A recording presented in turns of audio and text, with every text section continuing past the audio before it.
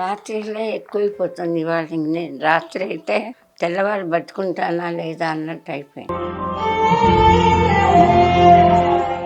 చిరంజీవి గారితో 3 సినిమాలు చేశాను. ఠాకూరు, ఇందిర, 3 సినిమాలు చేశాను. మహేష్ బాబుతో చేశాను మురారి. అవి ఇంతమందితో 300 పైగా చేశాను సినిమాలు. ఇవాళ సంపాదించలేకపోవటానికి కారణం ఆ డైలాగ్ ఇప్పుడు 1,00,000 మంది ఫోన్లలో ఉన్నాయి. బాయ్ నుంచి ఫోన్ అని చెప్పు. ఎవరికి బాయి? మా సేటుకు బాయా? చెట్టు పెళ్ళడానికి బాయా? 4 ఏళ్ల నుంచి ఇట్లా సఫర్ అవుతున్న వాటిలో హోల్స్ అవి ఉంది. ఆరోగ్యం బాగాలేదండి. ఆరోగ్యం అంటే ఇప్పుడు మీతో మాట్లాడుతున్నా నాకే ఆశ్చర్యంగా ఉంది. ఓల్డేజ్ హోమ్లో ఉంటున్నాము. ఓల్డేజ్ హోమ్ లాస్ట్ 30,000 కట్టాలి. తర్వాత పర్సనల్గా మెడిసిన్స్, మిగతా ఖర్చులన్నీ మనమే పెట్టుకుంటాం. ఒక 3 months 2 months నుంచి చాలా సఫర్ అవుతున్నా కట్టలేక.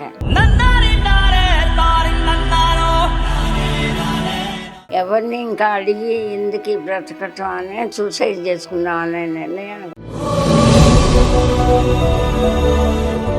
తెలుగు తెరపై ఒకప్పుడు నవ్వులు పోయించిన నటి పావలా శ్యామల. ఆమె ఇప్పుడు ఈ ఆర్కే ఫౌండేషన్ సికింద్రాబాద్లో కూడా ఆశ్రయం పొందుతున్నారు. ఆవిడ ఇక్కడికి రావడానికి ప్రధాన కారణం ఏంటి, ఆమె ఆరోగ్య సమస్యలు ఏ విధంగా ఉన్నాయి, సినిమా ఇండస్ట్రీలో ఆమె ప్రయాణం ఎలా జరిగిందని కూడా తెలుసుకుందాం. అమ్మ నమస్తే. అమ్మ ఎట్లుందమ్మా, ఆరోగ్యం ఎట్లా ఉంది? మీరు ఇప్పుడు ఆరోగ్యం బాగాలేదండి. అంటే ఆరోగ్యం బాగాలేదు కాబట్టి రాత్రిలో ఎక్కువైపోతుంది ఇవాళ. నేను రాత్రి అయితే తెల్లవారు బతుకుంటానా లేదా అన్నట్టు అయిపోయింది. సినిమా ఇండస్ట్రీలో ఎన్ని సినిమాలు చేశారమ్మా ఇప్పటి వరకు? నేను లెక్క పెట్టుకోలేదు కానీ సుమారుగా ఒక 300 దాకా చేశాను. అందరి హీరోలతోనూ హిట్ సినిమాల్లో చేశాయి. శ్యామల గారు ఉంటే హిట్ అవుతుందనే ఒక ఇది కూడా వచ్చింది నాకు. చిరంజీవి గారితో 3 సినిమాలు చేశాను. ఠాకూరు, ఇందిర, 3 సినిమాలు చేశాను. మహేష్ బాబుతో చేశాను మురారి. అవి అందరి హీరోలతోటి. ప్రభాస్తో వర్షం సినిమాలో చేశా. గోలీమార కాదు, అదేంటి డార్లింగ్, దాంతో చేశాను. ప్రభాస్తో వర్షంలో కూడా. ఈ జూనియర్ ఎన్టీఆర్తో ఆంధ్రాబాల రామానాయుడు గారు కూడా చాలా మెచ్చుకున్నారు. నా గుడి గుడి చేశారు బాబోయ్ డైలాగు.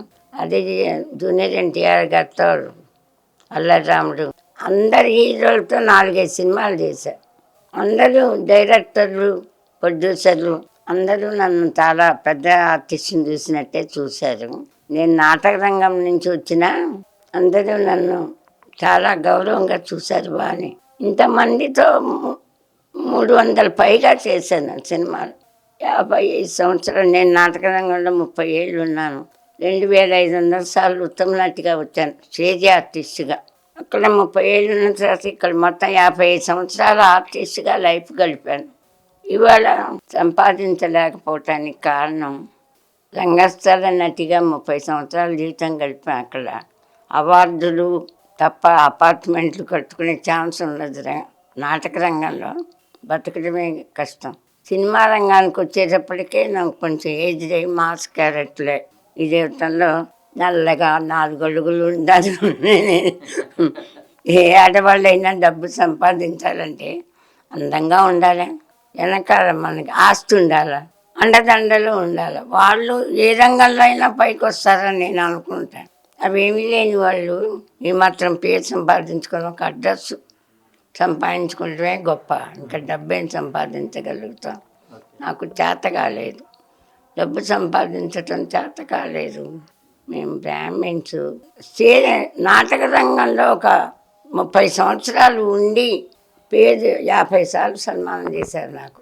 మన దగ్గర లిస్ట్ ఉంది, అన్ని నాటక సంస్థలు కనుక్కోండి మీరు.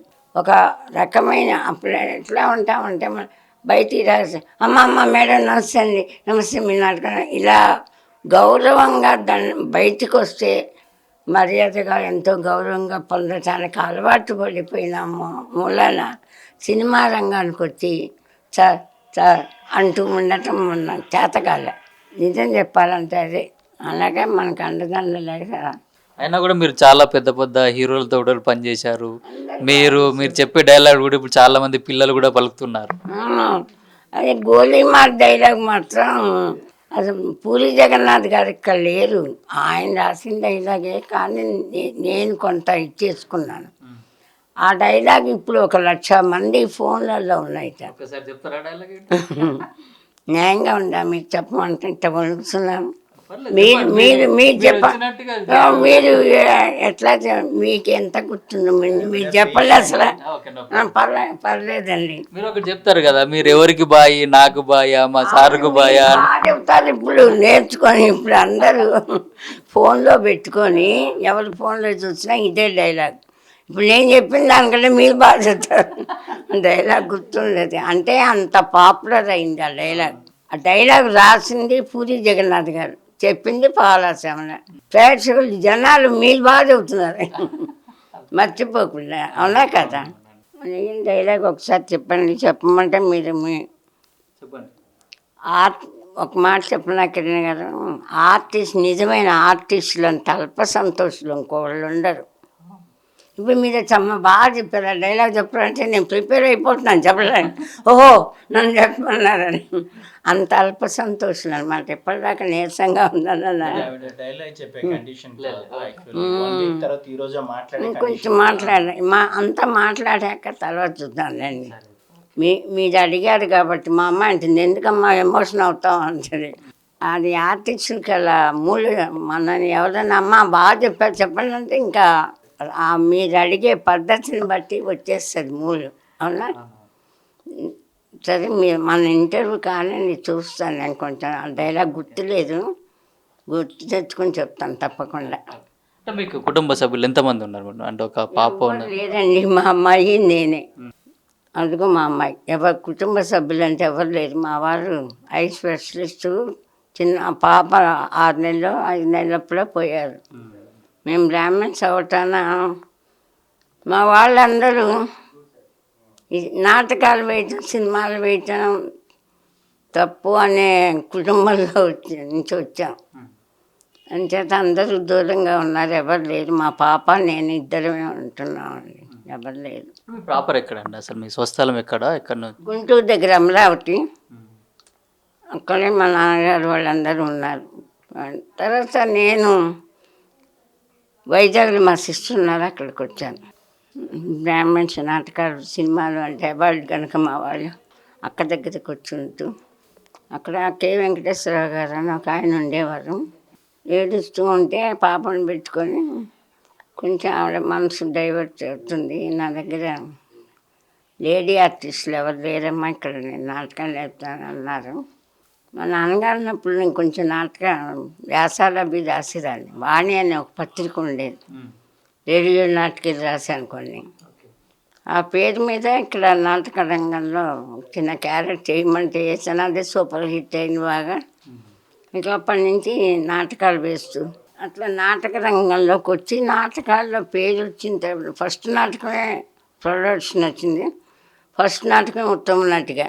30 సంవత్సరాల నాటక రంగంలో నేను స్టేజ్ ఆర్టిస్ట్ అని చెప్పుకోవడానికే గర్విస్తా. 2000 సార్లు ఉత్తమ నటిగా వచ్చా. ఏజ్ అయిపోయాక నాటకాల్లో 2-3 లేడీ క్యారెక్టర్స్ ఉండవండి, ఒకే వేషం ఉంటుంది.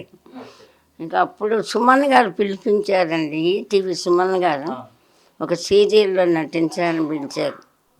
ఆయన ఎట్లా చూసేవారండి సుమన్ గారు, డైలాగు ఎట్లా చెప్పాలండి అని అడిగితే, ఏంటమ్మా మీకు చెప్పాలా, మేము మీ దగ్గర నేర్చుకోవాలి, మీరే చెప్పండి అని సీన్ చెప్పేసి వెళ్ళిపోయేవాళ్ళు. డైలాగులు నేనే చెప్పుకొని చేసేదాన్ని. అట్లా నటించిన మొట్టమొదటి సినిమా ఏంటి? మొట్టమొదటి సినిమా అంటే కానీ జంజాల్ గారు వైజాగ్లో మేము ఉండేవాళ్ళం నాటకాలు వేస్తూ. అబ్బాయి బాబాయి బాలకృష్ణ గారితో చేశాను ఫస్ట్ సినిమా. మీరు చూసే ఉంటారు అందరూ, అబ్బాయి బాబాయ్. అది ఫస్ట్ సినిమా. అంటే వైజాగ్లో షూటింగ్ అయ్యే సినిమాల్లోకి ఏదో క్యారెక్టర్ అడిగితే చేసేదాన్ని అనమాట. అదే ఫస్ట్ సినిమా అబ్బాయి బాబాయ్. అదే అనుకుంటున్నాను, మరి సరిగా గుర్తులేదు. చెప్పండి, ఇప్పుడు ఎట్లా ఉంది ఆరోగ్యం? మీ ఆరోగ్యం ఎట్లా ఉంది? మీ పరిస్థితులు ఎందుకు ఇట్లా ఉన్నాయి? 4 ఏళ్ళ నుంచి ఇట్లా సఫర్ అవుతున్నా. వాటిలో హోల్స్ అవి ఉండి ఆరోగ్యం బాగాలేదండి. ఆరోగ్యం అంటే ఇప్పుడు మీతో మాట్లాడుతున్నా నాకే ఆశ్చర్యంగా ఉంది. పగలంతా కొంచెం బాగానే ఉంటుంది, నైట్ మాత్రం ఎక్కువైపోతుంది నాకు. ఒక గంట ఒక రోజు కన్నా ఈ రోజు కంటే మరి రేపు ఉండని అనిపించేంత ఇది వస్తుంది. సరే ఎక్కువ ఇబ్బంది పడకండి. మీకు చిరంజీవి సినిమా ఇండస్ట్రీ వాళ్ళు కూడా కొద్దిగా సహాయం చేశారని కూడా తెలుస్తుంది నాకు. నాకు అప్పుడు హార్ట్ ఇది లేదండి. చిరంజీవి గారు అమ్మాయికి పడిపోయింది, కాలు ఆపరేషన్ చేశారు.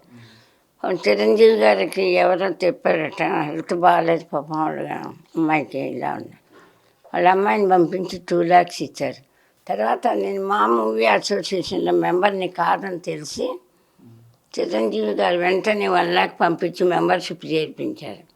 అలా మూవీ ఆర్టిస్టుల తరఫున ఆర్టిస్టులు హెల్ప్ చేస్తారు కదా, ఆవిడ మెంబర్ కాకపోతే ఎలా, మెంబర్ అయితే అన్ని వాళ్ళు చూసుకుంటారన్న ఉద్దేశంగా పంపించారు. ఇంకా తర్వాత నేను పడిపోయాను, అది తెలీదు చిరంజీవి గారికి. అమ్మాయి కాలు ఆపరేషన్ అప్పుడే హెల్ప్ చేశారు. అంటే నేను తర్వాత 1 week ఇప్పుడు అమ్మాయి కోలుకోకుండానే నాకు వచ్చింది. తర్వాత అమ్మాయిని బాగు చేయించలేకపోయినా మళ్ళీ చిరంజీవి గారిని హెల్ప్ చేయమని అడగటానికి అప్పటికే 3 lakhs దాకా హెల్ప్ చేశారు. ఇంకా నేను ఆయనతో తను ఉన్నప్పటికీ 3 సినిమాలు చేశారు. చాలా బాగా మాట్లాడేవారు. అమ్మ మీకు ఏ అవసరం వచ్చినా నన్ను కలవండి, నేను తప్పకుండా మీకు హెల్ప్ చేస్తాను, ఏమీ భయపడొద్దని మన ధైర్యం చెప్పేవారు. బాగా మాట్లాడేవారు చనువుగా. అయినా సరే నేను ఇంకా అడగకుండానే హెల్ప్ చేశారు కదా, ఇంకేం అడుగుతామనేసి నేను అడగలేదు. తర్వాత మా మూవీ అసోసియేషన్ వాళ్ళని అడిగితే నాకు ఇట్లా వచ్చినప్పుడు ఏదో కార్డు ఇచ్చారు వాళ్ళు మూవీ అసోసియేషన్ తరఫున. అది సర్జరీకే పనికొస్తుందట, 2 lakhs ఇస్తారట వాళ్ళు. ఇతరత్ర ట్రీట్మెంట్కి పనికిరారట. అది చెప్పారు, కార్డు ఉంది నా దగ్గర, చూపిస్తాను మీకు. ఆ రకంగా వారి నుంచి నాకు ఏ హెల్ప్ అందల. అయితే సుమన్ టీవీ వాళ్ళు చాలామంది మీలాంటి వారు అయ్యో అభిమానంగా పాపం హెల్ప్ చేశారు, ఇంటర్వ్యూలు ఇచ్చి. ఇప్పుడు ఆర్కే ఫౌండేషన్లో ఉన్నారు కదా, ఇప్పుడు ఎట్లా చూసుకుంటున్నారు?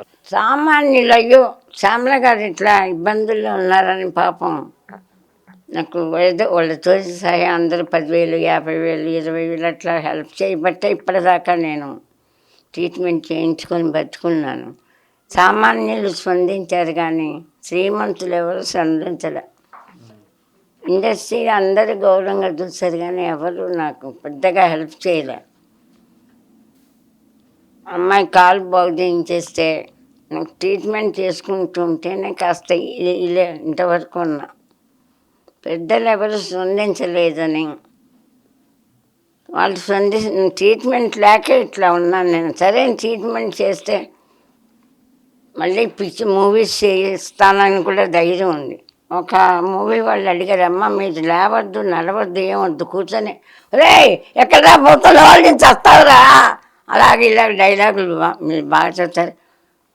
మామూలుగా కూర్చొని అది కూడా చెప్పారు, మంచి సీన్ అమ్మ మీరు కూర్చొని చెప్పండి.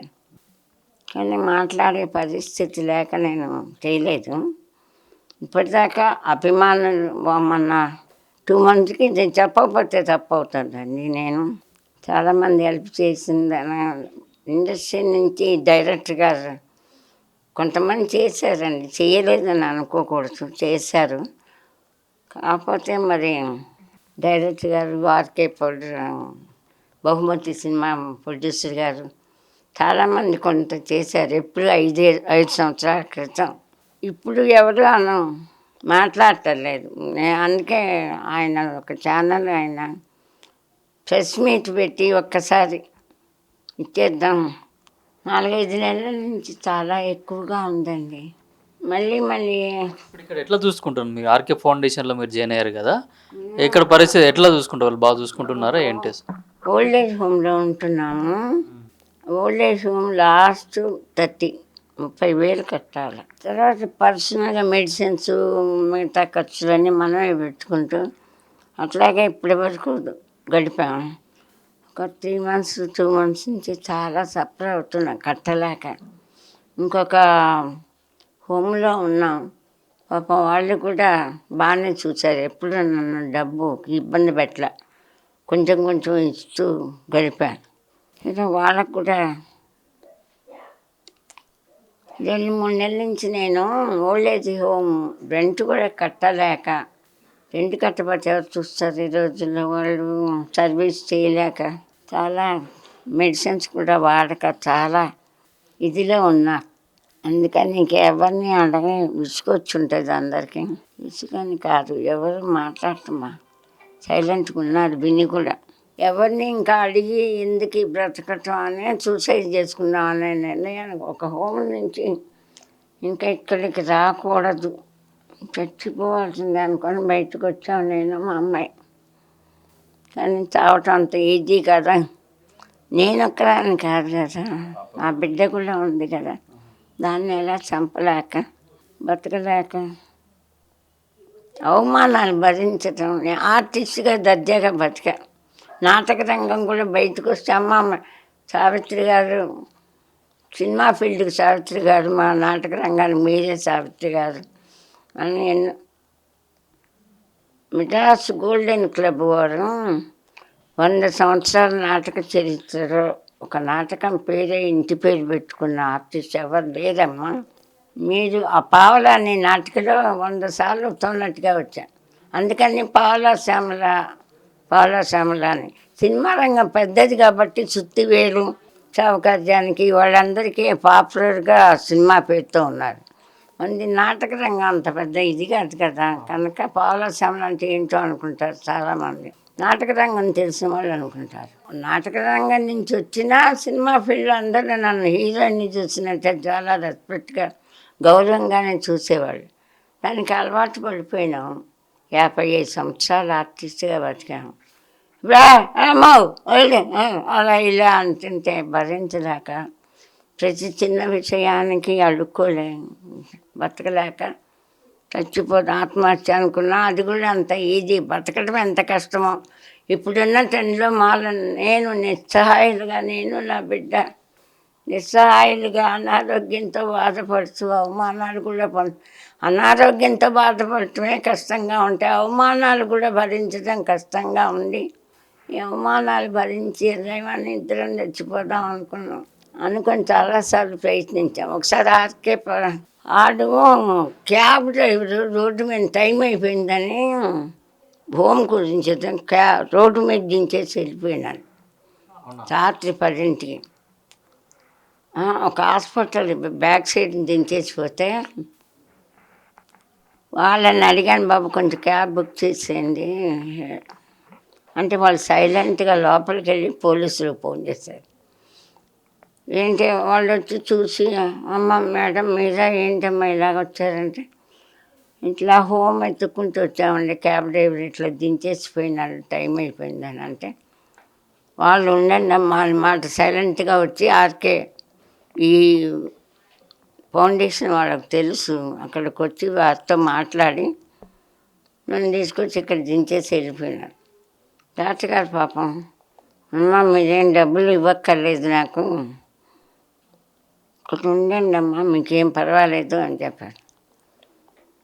రాత్రి ఇక్కడే పడుకొని, ఇక్కడ వర్క్ ఏంటంటే అమ్మాయి 3 అంతస్తు నుంచి పడిపోయింది మేడం నుంచి.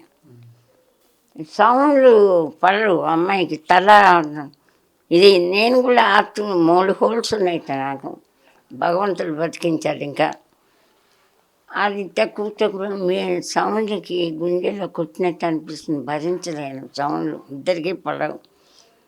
కొంచెం సౌండ్ ఇది కొంచెం డిస్టర్బెన్స్ ఎక్కువ ఉందని వెళ్ళిపోయినా. పొద్దున్నే వెళ్ళిపోతే ఆ హోమ్ వాళ్ళు మరీ ఇదైపోయారు, సర్వీస్ మానేసి చాలా ఇన్సల్ట్గా చూస్తున్నారు. డబ్బులు కట్టకపోతే వాళ్ళ తప్పు లేదు, కట్టలేని దీనస్థితి నాది. ఇంక ఈసారి ఇక ఉండకూడదు అనుకోని దృఢ చేయంతోనే వచ్చాము. అమ్మాయి నేను చచ్చిపోదామని బయటికి తిరిగాం ఒక రోజంతా. మాకు చెప్పకుండా తీసుకెళ్ళి గాంధీ హాస్పిటల్లో చేర్పించారు. ఒక రోడ్డు మీద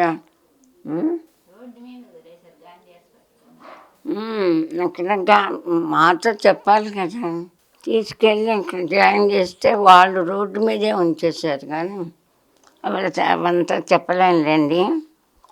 ఇంకా ఏం చావలేమనుకొని సార్కి ఫోన్ చేసిండ ఆర్కే ప్రో. అంతకుముందు మాట్లాడిన పరిచయం ఉంది కదా, ఇట్లా ఉంది అంటే సరే రండమ్మా అన్నారు.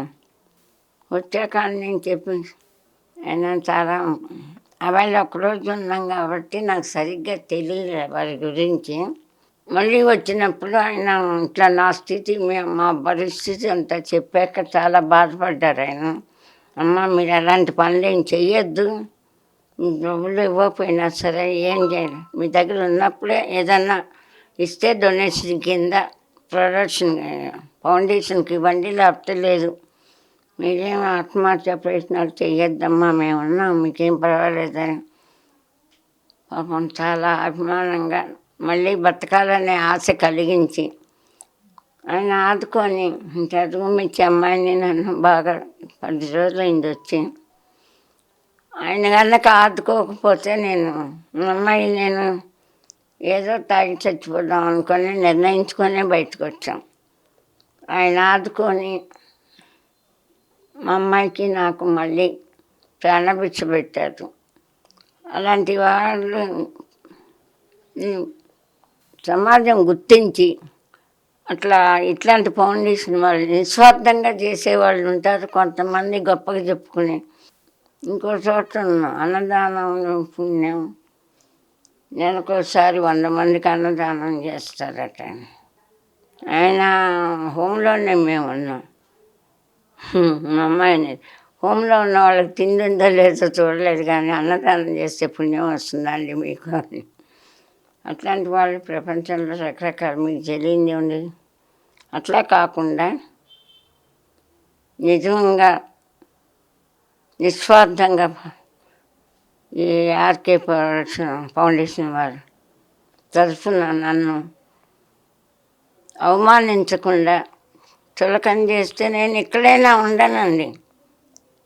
నేను చెప్పాక 1 వారం రోజులు ఉండండి అమ్మా, నేను ఉండగలిగితే ఉంటానండి, ఉండలేకపోతే వెళ్ళిపోతాను అంటే బాగా చూస్తేనే అని. అవమానిస్తే నేను ఇప్పుడు కూడా భరించను.